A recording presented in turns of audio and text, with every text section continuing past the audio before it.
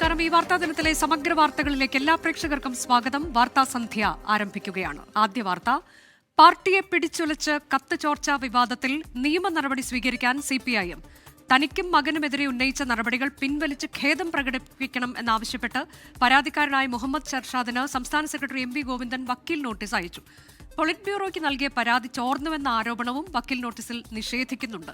എന്നാൽ നിരവധി തവണ പരാതി ലഭിച്ചിട്ടും രാജേഷ് കൃഷ്ണയെ പാർട്ടി കോൺഗ്രസിൽ പ്രതിനിധിയാക്കിയതെങ്ങനെ എന്നതിൽ നേതൃത്വത്തിന് ഇപ്പോഴും ഉത്തരമില്ല.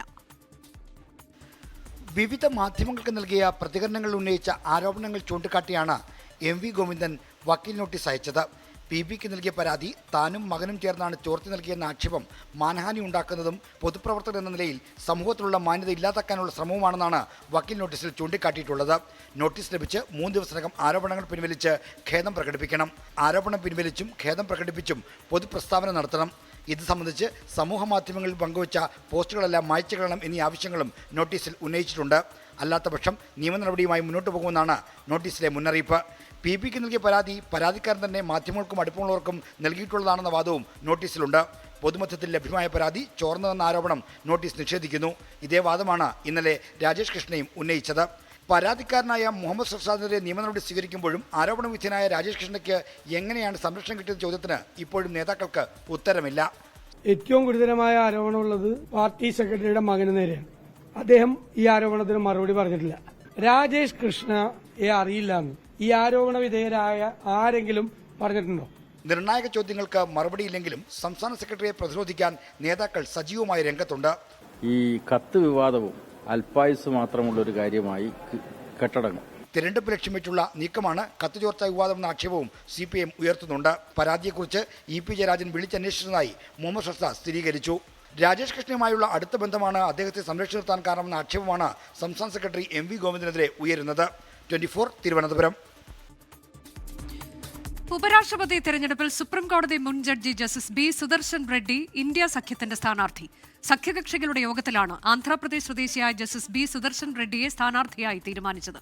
പ്രധാനമന്ത്രി നരേന്ദ്രമോദിയുടെ അധ്യക്ഷതയിൽ ചേർന്ന NDA പാർലമെന്ററി പാർട്ടി യോഗത്തിൽ മുന്നണിയുടെ ഉപരാഷ്ട്രപതി സ്ഥാനാർത്ഥി CP രാധാകൃഷ്ണൻ പങ്കെടുത്തു. The opposition parties have nominated Sri B Sudarshan Reddy Garu as their joint candidate. AICC അധ്യക്ഷൻ മല്ലികാർജുൻ ഖാർഗെയുടെ വസതിയിലായിരുന്നു ഉപരാഷ്ട്രപതി സ്ഥാനാർത്ഥിയെ നിശ്ചയിക്കാൻ ഇന്ത്യ മുന്നണി നേതാക്കൾ യോഗം ചേർന്നത്. ഖർഗെ തന്നെയാണ് ജസ്റ്റിസ് B സുദർശൻ റെഡ്ഡിയുടെ പേര് മുന്നോട്ട് വെച്ചത്. ഐകകണ്ഠമായാണ് സ്ഥാനാർത്ഥിയെ തീരുമാനിച്ചതെന്ന നേതാക്കൾ.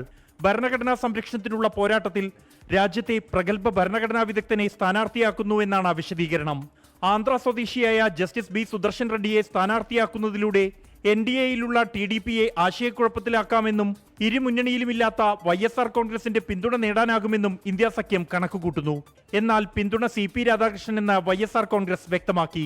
ജസ്റ്റിസ് B സുദർശൻ റെഡ്ഡി വ്യാഴാഴ്ച നാമനിർദ്ദേശ പത്രിക നൽകും. രാവിലെ പാർലമെന്റിൽ പ്രധാനമന്ത്രി നരേന്ദ്രമോദിയുടെ അധ്യക്ഷതയിൽ ചേർന്ന NDA പാർലമെന്ററി പാർട്ടി യോഗത്തിൽ ഉപരാഷ്ട്രപതി സ്ഥാനാർത്ഥി CP രാധാകൃഷ്ണൻ പങ്കെടുത്തു. നാളെ രാവിലെ 11-ന് CP രാധാകൃഷ്ണൻ നാമനിർദ്ദേശ പത്രിക നൽകും. 24 ഡൽഹി.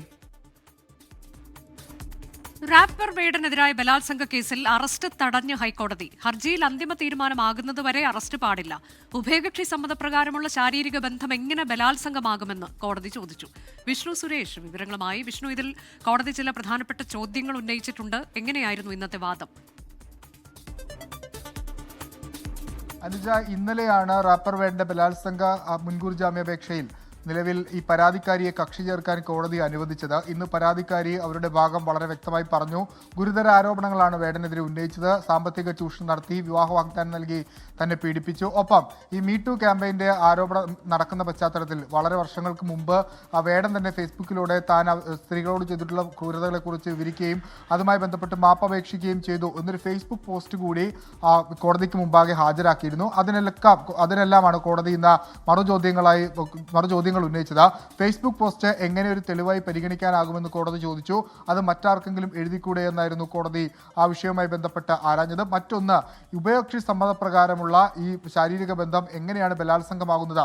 ബന്ധങ്ങളിൽ വിള്ളലുണ്ടാകുമ്പോൾ മാത്രം ബലാത്സംഗങ്ങളായി കണക്കാക്കാനാകില്ല എന്നും കോടതിയുടെ സുപ്രധാന നിരീക്ഷണമുണ്ടായി. വേണ്ടതിന്റെ കഴിഞ്ഞ ദിവസം 2 പരാതികൾ മുഖ്യമന്ത്രിക്ക് മുമ്പാകെ വന്നിരുന്നു ലൈംഗിക അതിക്രമവുമായി ബന്ധപ്പെട്ട്. ആ കാര്യം പരാതിക്കാരിയുടെ അഭിഭാഷക കോടതിയെ അറിയിച്ചപ്പോൾ മുഖ്യമന്ത്രിക്ക് ക്രിമിനൽ കേസിൽ എന്ത് പങ്ക് എന്നുള്ളതാണ് കോടതിയുടെ ഭാഗത്തുനിന്ന് ഉണ്ടായ ചോദ്യം. അതൊരു കേസായി രജിസ്റ്റർ ചെയ്യപ്പെട്ടിട്ടില്ലല്ലോ എന്നും കോടതി ചോദിച്ചു. ഈ ഹർജി തീർപ്പാകുന്നതുവരെ വേടന്റെ അറസ്റ്റ് തടയാൻ നിർദ്ദേശം നൽകിയിട്ടുണ്ട്. അതൊരു സ്വാഭാവിക നടപടിയാണ്. സുപ്രീം കോടതി നിർദ്ദേശം അങ്ങനെയുള്ള പശ്ചാത്തലത്തിൽ ഹർജി നാളെ വീണ്ടും പരിഗണിക്കും. അനുജ, റാപ്പർ വേടന്റെ അറസ്റ്റ് തടഞ്ഞ് ഹൈക്കോടതി. ചെറിയ ഇടവേളയ്ക്ക് ശേഷം മെഗാസ്റ്റാർ മമ്മൂട്ടി സിനിമയിലേക്ക് തിരികെ എത്തുന്നു. ചികിത്സയ്ക്കായി ചെന്നൈയിലെത്തിയ മമ്മൂട്ടി പൂർണ്ണ ആരോഗ്യവാനെന്ന് ഡോക്ടേഴ്സ് സാക്ഷ്യപ്പെടുത്തി. തിരിച്ചുവരവ് ആഘോഷമാക്കുകയാണ് സുഹൃത്തുക്കളും ആരാധകരും. കഴിഞ്ഞ 7 മാസമായി മമ്മൂട്ടി ചെന്നൈയിൽ ചികിത്സയിലായിരുന്നു. ഇന്ന് രാവിലെയോടെയാണ് എല്ലാ പരിശോധനാ ഫലങ്ങളും പുറത്തുവന്നത്. മമ്മൂട്ടി പൂർണ്ണ ആരോഗ്യവാൻ. നിർമ്മാതാവ് ആന്റോ ജോസഫിന്റെ ഫേസ്ബുക്ക് പോസ്റ്റിലൂടെയാണ് താരത്തിന്റെ തിരിച്ചുവരവ് മലയാളികൾ അറിഞ്ഞത്. പിന്നാലെ പേഴ്സണൽ സെക്രട്ടറി ജോർജിന്റെ കുറിപ്പ്. മമ്മൂട്ടിക്കൊപ്പമുള്ള ചിത്രം പങ്കുവച്ച് മോഹൻലാൽ. സന്തോഷമറിയിച്ച് രമേശ് പിഷാരടിയും VK ശ്രീരാമനും ഉൾപ്പെടെയുള്ള ഉറ്റ സുഹൃത്തുക്കൾ. തിരിച്ചുവരവിനായി കുടുംബവും കാത്തിരിക്കുന്നുവെന്ന് മമ്മൂട്ടിയുടെ സഹോദരിയുടെ മകൻ അഷ്കർ സൗദാൻ. ഞാനും ഭയങ്കര എക്സൈറ്റ്മെന്റിലാണ്. ഞങ്ങളുടെ കുടുംബവും ഞങ്ങളുടെ പ്രേക്ഷകരും എല്ലാവരും ഭയങ്കര എക്സൈറ്റ്മെന്റ് ആയിട്ടിരിക്കുകയാണ്. അടുത്ത മാസം എന്തായാലും വരും. ആ വരവൊരു വലിയ വരവായിരിക്കും. രാഷ്ട്രീയ സാംസ്കാരിക മേഖലയുള്ള വിവിധ പ്രമുഖരും മമ്മൂട്ടിയുടെ തിരിച്ചുവരവിൽ സന്തോഷം പങ്കുവച്ചു. സെപ്റ്റംബറോടെ മമ്മൂട്ടി മഹേഷ് നാരായണൻ സംവിധാനം ചെയ്യുന്ന സിനിമയുടെ ഭാഗമായേക്കും. 24 കൊച്ചി. മഹാരാഷ്ട്രയിൽ തീവ്രമഴ തുടരുകയാണ്. റിപ്പോർട്ടിലേക്കാണ് ഇനി. നന്ദേഡിൽ പ്രളയസമാന സാഹചര്യത്തിൽ സൈന്യവും രക്ഷാദൌത്യത്തിനായി രംഗത്തിറങ്ങി. മുംബൈ നഗരം വെള്ളക്കെട്ടിൽ മുങ്ങി. മുംബൈയിൽ 400-ലേറെ വിമാന സർവീസുകൾ വൈകി. 24 മണിക്കൂറിനിടെ 250 മില്ലിമീറ്ററിലധികം മഴയാണ് മുംബൈ നഗരത്തിൽ പെയ്തത്. പെരുമഴപ്പെയ്ത്തിൽ വെള്ളക്കെട്ട് രൂക്ഷമായതോടെ ജനം വലഞ്ഞു. വാഹനങ്ങൾ വെള്ളത്തിൽ തകരാറിലായി. പലയിടത്തും ക്രെയിൻ സർവീസ് എത്തി വാഹനങ്ങൾ കെട്ടിവലിക്കേണ്ടി വന്നു. മുംബൈയിലെ മിത്തി നദിക്ക് സമീപമാണ് കുർള വെസ്റ്റിലെ ക്രാന്തി നഗർ. രാവിലെ 6 മണിയോടെയാണ് നദി കര കവിഞ്ഞു തുടങ്ങുകയും വീടുകൾക്കുള്ളിലേക്ക് വെള്ളം ഇരച്ചെത്തുകയും ചെയ്തത്. ഏതാണ്ട് 5 അടി വരെ വെള്ളം ഉയർന്നു എന്നതാണ് ഇവിടുത്തെ നാട്ടുകാർ പറയുന്നത്. ട്രാക്കുകളിൽ വെള്ളം നിറഞ്ഞതോടെ മുംബൈയിലെ സബർബൻ ട്രെയിൻ സർവീസ് താൽക്കാലികമായി നിർത്തിവെക്കേണ്ടി വന്നു. ഹാർബർ സെൻട്രൽ ലൈനുകളിലാണ് ഗതാഗതം തടസ്സപ്പെട്ടത്. 400-ലേറെ വിമാന സർവീസുകളും വൈകി. അഹമ്മദാബാദ് മുംബൈ ദേശീയപാതയിലും വെള്ളം കയറിയതോടെ ഗതാഗതം തടസ്സപ്പെട്ടു. ബോംബെ ഹൈക്കോടതി ഉച്ചയോടെ ഇന്നത്തെ കോടതി നടപടികളെല്ലാം അവസാനിപ്പിച്ചു. സർക്കാർ അർദ്ധ സർക്കാർ സ്ഥാപനങ്ങൾക്കും സ്കൂളുകൾക്കും മുംബൈ കോർപ്പറേഷൻ ഇന്ന് അവധി പ്രഖ്യാപിച്ചിരുന്നു. മുംബൈയിൽ നിന്നും വരുൺ വടശ്ശേരിക്കൊപ്പം ശ്രീനാഥ് ചന്ദ്രൻ, 24. ഉത്തരാഖണ്ഡിലും ജമ്മുകശ്മീരിനും പിന്നാലെ ഹിമാചൽ പ്രദേശിലും മേഘവിസ്ഫോടനം. കുളു ജില്ലയിലെ ലാഗ് താഴ്വരയിലുണ്ടായ മിന്നൽ പ്രളയത്തിൽ നിരവധി വീടുകൾക്കും കെട്ടിടങ്ങൾക്കും കേടുപാടുണ്ടായി. കിഷ്ത്വാർ മിന്നൽ പ്രളയത്തിൽ കാണാതായവരെ ജീവനോടെ കണ്ടെത്തുക അസാധ്യമെന്ന് ജമ്മുകശ്മീർ മുഖ്യമന്ത്രി ഒമർ അബ്ദുള്ള പറഞ്ഞു. പുലർച്ചെ 1:30-യോടെയാണ് മേഘവിസ്ഫോടനം. മലവെള്ളപ്പാച്ചിലിൽ വ്യാപകമായി കൃഷി നശിച്ചു. ആളപായം റിപ്പോർട്ട് ചെയ്തിട്ടില്ല. സംസ്ഥാനത്ത് 2 ദേശീയപാതകൾ ഉൾപ്പെടെ 389 റോഡുകൾ അടച്ചിട്ടിരിക്കുകയാണ്. മിന്നൽ പ്രളയമുണ്ടായ ജമ്മുകശ്മീരിൽ ഇന്നും തെരച്ചിൽ തുടരുന്നു.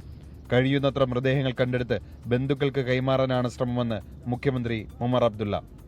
कि जितने ज़्यादा लोगों के हम डेड बॉडीज़ रिट्रीव करके कम से कम उनके घर वालों को दे सकें ताकि वो सही तरीके से उनके अंतिम संस्कार जो हैं वो कर सकें, ये हमारी कोशिश रहेगी. യമുന നദിയിൽ ജലനിരപ്പ് അപകടനിലയ്ക്ക് മുകളിലെത്തിയതോടെ ഡൽഹിയിൽ പ്രളയ മുന്നറിയിപ്പ് നൽകി. യമുന ബസാറിൽ വീടുകളിൽ വെള്ളം കയറി. ഹരിയാനയിലെ ഹത്നികുണ്ട് അണക്കെട്ട് തുറന്നതിനെ തുടർന്നാണ് വെള്ളം ഉയർന്നത്. ഹരിദ്വാറിൽ ഗംഗാനദിയിൽ ജലനിരപ്പ് ഉയർന്നതിനെ തുടർന്ന് പരിസരവാസികൾക്ക് ജാഗ്രതാ നിർദ്ദേശം നൽകി. 24 ഡൽഹി. നിയമസഭ പാസാക്കിയ ബില്ലിൽ തീരുമാനമെടുക്കാൻ രാഷ്ട്രപതിക്കും ഗവർണർക്കും സമയപരിധി നിശ്ചയിച്ച വിധിക്കെതിരെ രാഷ്ട്രപതി നൽകിയ റഫറൻസിൽ സുപ്രീംകോടതിയിൽ വാദം തുടങ്ങി. സുപ്രീംകോടതി വിധിയിൽ പൊരുത്തക്കേടുണ്ടെന്നും വിധി രാഷ്ട്രപതിയുടെ കൈകൾ ബന്ധിക്കുന്നതിന് തുല്യം എന്നുമാണ് കേന്ദ്രത്തിന്റെ വാദം. റഫറൻസിനെ കേരളവും തമിഴ്നാടും എതിർത്തു. രാഷ്ട്രപതിയുടെ റഫറൻസ് നിലനിൽക്കുമോ എന്നതിലായിരുന്നു സുപ്രീംകോടതിയുടെ ഭരണഘടനാ ബെഞ്ച് പ്രാഥമിക വാദം കേട്ടത്. റഫറൻസിനെ കേരളവും തമിഴ്നാടും ശക്തമായി എതിർത്തു.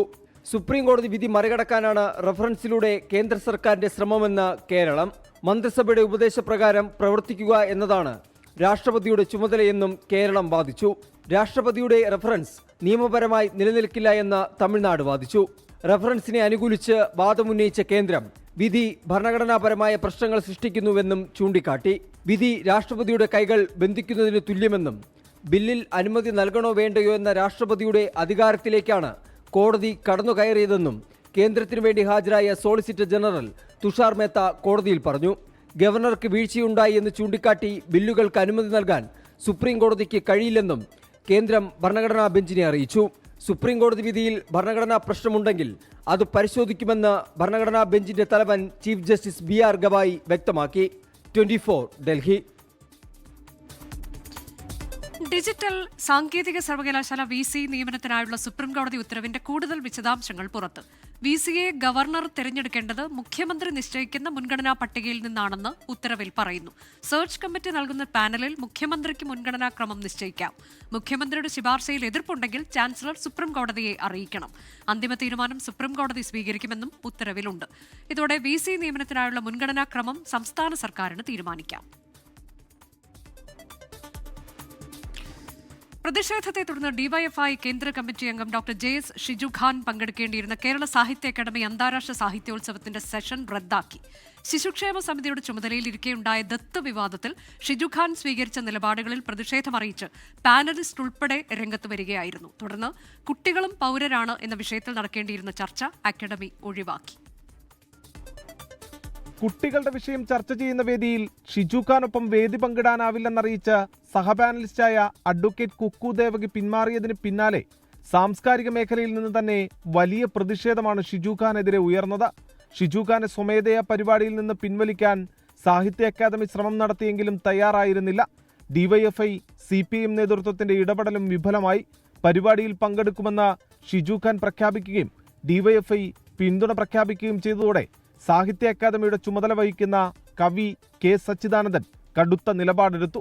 ഷിജു ഖാനെ പറ്റി ഇങ്ങനെ ഒരു പാസ്റ്റ് ഉണ്ടെന്നുള്ളതിനെ പറ്റിയുള്ളൊരു യാതൊരു ധാരണ എനിക്കില്ല. അപ്പോൾ ഷിജു ഖാൻ്റെ പേര് വരുന്നതിൽ അപ്പം പ്രത്യേകിച്ച് ഒബ്ജക്ഷൻ ഉണ്ട്. പിന്നെ ഈ ഇഷ്യൂസ് വന്നപ്പോഴാണ് മേ ബി അതുകൊണ്ടൊരു പ്രശ്നം ഉണ്ടായേക്കാം എന്നുള്ളൊരു തോന്നലുണ്ടായി. ഒടുവിൽ സെഷൻ തന്നെ ഒഴിവാക്കി വിഷയത്തിന് പരിഹാരം കാണുകയായിരുന്നു അക്കാദമി.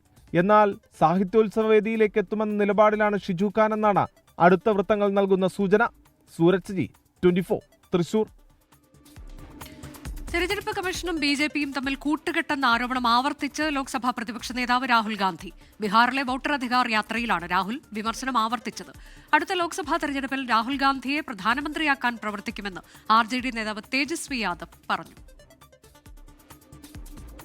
ബീഹാറിലെ നളന്ദ, നവാഡ മണ്ഡലങ്ങളിലാണ് 3ാം ദിനം യാത്ര. വോട്ടർ പട്ടികയിൽ നിന്ന് പുറത്തായവരെ നേതാക്കൾ കണ്ടു. സാധാരണക്കാരെ അഭിവാദ്യം ചെയ്ത് യാത്ര മുന്നോട്ട്.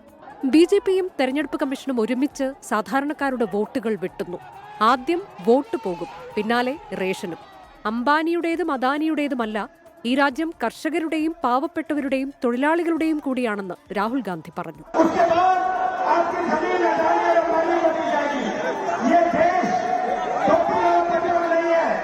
ലോക്സഭാ തെരഞ്ഞെടുപ്പിൽ വോട്ട് ചെയ്തവരെ പോലും ഇപ്പോൾ മരിച്ചവരായി പ്രഖ്യാപിക്കുന്നു.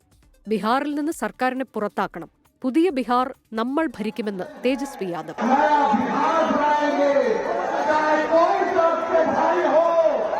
3ാം ദിനം പൊതുസമ്മേളനത്തോടെ അവസാനിക്കുന്ന യാത്ര മറ്റന്നാൾ പുനരാരംഭിക്കും. 16 ദിവസം നീണ്ടു നിൽക്കുന്ന യാത്ര 60 മണ്ഡലങ്ങളിലൂടെ കടന്നുപോകും. ബീഹാറിൽ നിന്ന് ക്യാമറാമാൻ ജിജീന്ദ്രനൊപ്പം വിനീത VG 24. സ്പോർട്സ് വാർത്തയിലേക്കാണ്. ഏഷ്യ കപ്പ് ക്രിക്കറ്റിനുള്ള ഇന്ത്യൻ ടീമിൽ ഇടം നേടി മലയാളി താരം സഞ്ജു സാംസൺ. സൂര്യകുമാർ യാദവ് നയിക്കുന്ന ടീമിന്റെ വൈസ് ക്യാപ്റ്റൻ ശുഭ്മൻ ഗില്ലാണ്. ജസ്പ്രീത് ബുംറ തിരിച്ചെത്തിയപ്പോൾ ശ്രേയസ് അയ്യർക്ക് ഇടം നേടാനായില്ല. ശുഭ്മാൻ ഗില്ലിനെ ഉൾപ്പെടുത്താനുള്ള സമ്മർദ്ദങ്ങൾക്കിടയിലും സഞ്ജു സാംസണെ കൈവിടാതെ ടീം ഇന്ത്യ. ഏഷ്യ കപ്പിനുള്ള 15 അംഗ ടീമിൽ 1ാം വിക്കറ്റ് കീപ്പറായി തന്നെ മലയാളി താരം ഇടം പിടിച്ചു. സൂര്യകുമാർ യാദവ് നായകനായി തുടരുന്ന ടീമിൽ വൈസ് ക്യാപ്റ്റൻ സ്ഥാനം കൂടി സ്വന്തമാക്കിയാണ് ഗില്ലിന്റെ വരവ്. 2020-ലെ 1ാം നമ്പർ ബാറ്ററായ അഭിഷേക് ശർമ്മയ്ക്കൊപ്പം ഓപ്പൺ ചെയ്യുക സഞ്ജുവോ അതോ ഗില്ലോ എന്നതിൽ സസ്പെൻസ് തുടരുകയാണ് BCCI മുഖ്യ സെലക്ടർ അജിത് അഗാർക്കർ. തിലക് വർമ്മ, റിങ്കു സിംഗ് എന്നിവരാണ് ടീമിലെ മറ്റ് സ്പെഷ്യലിസ്റ്റ് ബാറ്റർമാർ. ഓൾറൗണ്ടർമാരായി ഹർദിക് പാണ്ഡ്യ, ശിവം ദുബെ, അക്സർ പട്ടേൽ എന്നിവരെ പരിഗണിച്ചപ്പോൾ പേസ് നിരക്ക് കരുത്തായി ജസ്പ്രീത് ബുംറ തിരിച്ചെത്തി. ഹർഷ്ദീപ് സിംഗ് ടീമിലെ സ്ഥാനം നിലനിർത്തിയപ്പോൾ മൂന്നാം പേസറായി പരിഗണിച്ചത് ഹർഷിദ് റാണയെ. സ്പെഷ്യലിസ്റ്റ് സ്പിന്നർമാരായി കുൽദീപ് യാദവിനെയും വരുൺ ചക്രവർത്തിയെയും ഉൾപ്പെടുത്തിയപ്പോൾ രണ്ടാം വിക്കറ്റ് കീപ്പറായി നറുക്കു വീണത് ജിതേഷ് ശർമ്മയ്ക്ക്. Sports desk 24.